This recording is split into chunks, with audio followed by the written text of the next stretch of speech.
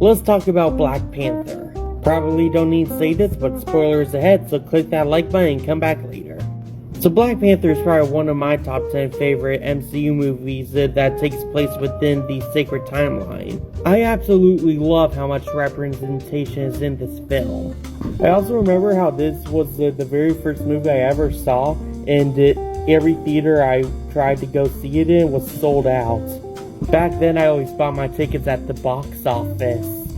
It was the beginning of when I started to become more cautious and started buying tickets immediately online. My favorite character of the film has to be Killmonger. He is probably like one of my favorite Marvel villains ever. Until this movie, I never even heard of his character.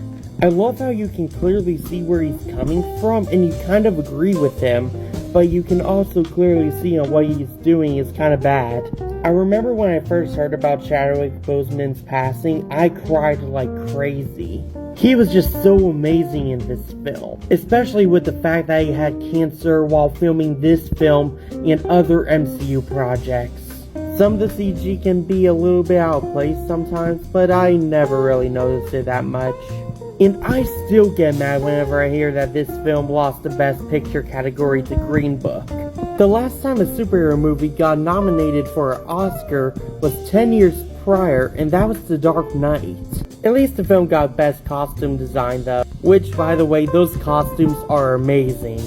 I absolutely love these closing credits too. I loved how it was like the vibranium sand forming the characters and the events from the movie. The way the scene was forming and breaking apart, it was just really unique to me. My favorite moment of the film has to be when T'Challa defeats M'Baku and becomes King of Wakanda. I loved how this one scene showed us this amazing set, all these characters, those amazing costumes, and that great world building.